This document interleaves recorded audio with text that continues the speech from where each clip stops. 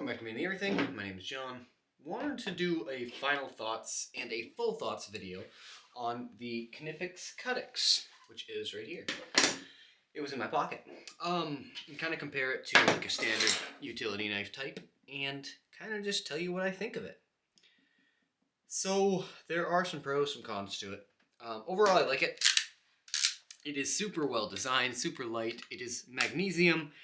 This is a red coating, and it does slowly chip off, if you can see it. Little chips here and there. Not too bad yet. Mind you, I don't treat it the nicest, obviously, but little chips on the tip of it, too. Tip, chip, chip, tip, and the chip, tip. Okay. So, for those who don't know, I do have a small video on this guy on the channel already. A little unboxing, but just almost like an old wallpaper knife. And it does have something really cool. It has a spine, which can go up, and it can give you kind of a nice place to put your thumb. And you can make it however little, however big you want. It'll extend all the way past the blade, even with a full blade. This is not a full blade, but it will extend past a full blade. It is one of the breakaway blades, like these. The front one you see here is not actually one of the Knipex blades. I believe it is a DeWalt blade, which are made in England, which is kind of cool. These kind, anyway. So, cons of it. Blades are expensive. That's the biggest one. And you cannot flex the blade very much, so you do have to be careful about that. I mean, it's kind of self-explanatory. You can't flex a breakaway blade, but I kind of flex it once in a while a little too much, and it has broken off. The blade lock is actually this slider, so it functions flawlessly, but the blade actually will not retract unless your finger is on that slider. So I can show you here. I'm going to hit this pretty hard here, just so you know. I'm not going to fib. I'm not going to fib you. Didn't move. I'll do it again. I'll put it this way this time, so you know I can't fib you. Doesn't move. Blades are really good quality. It seems the ones that come in it. This is still one of the ones that came in it. I don't know where these are from. I'm assuming Germany, but I'm not entirely sure. In case you guys want the part number to this, it is the 9010-165. Replacement blades for this guy are slowly becoming more available. They are still kind of hard to find, the actual replacement blades. Obviously, like I said, I have a DeWalt blade in here, which they just come in this little package of 3. This package of 3 at Home Depot, I think, was $6, so it is pricier than regular razor blades. Pros, super light, super sleek, feels really good to use, works really well. I've never used this little tethering point here, and I've never had to take that screw out, take it apart for any reason.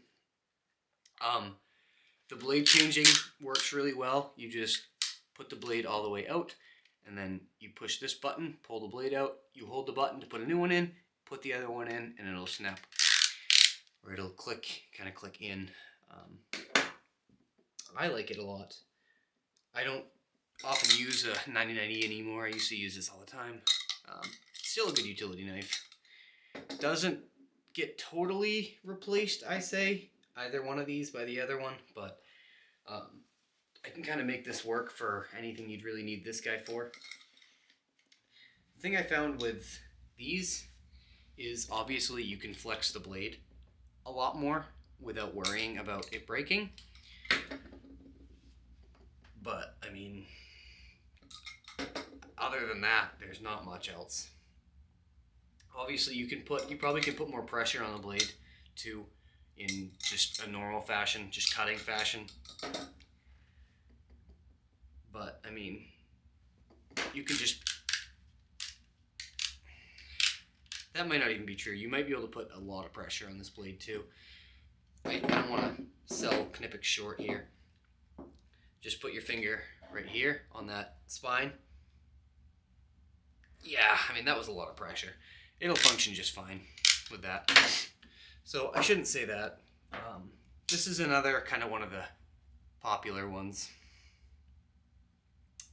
for the popular type of utility knife is a flip out, kind of easier blade change rather than having to take the whole thing apart like a 99E. They make these with a little yellow button too that you can pull the blade out. But yeah, I just think it's a really nice knife. Works phenomenal for if you have to get down into something. If you're cutting insulation, it works awesome. Ceiling tiles, it works really, really good for. Also, I've never actually seen people who are really good at like installing like drop-in ceiling tiles. How do you guys cut, if you cut these at all, how do you cut that groove? The actual part that sits on the grid. So I've done a bunch of things. I've used obviously knives and stuff. And I know they make a little tiny kind of razor tool for it that cuts it at the perfect depth. But just curious on if you've ever seen a professional do it and how they did it. It'd be cool to know. Anyways, this thing is really nice. I really do like it. Again, it's super light. It slides in your pocket really nice. Nothing has ever got caught in here for me. I thought that might be an issue, but it hasn't been. Cleans up nice. I've had this full of dirt, pipe dope, everything else, and I just sprayed some brake clean on it and cleaned up all right. And then I put some WD-40 in there, and she worked again like new. So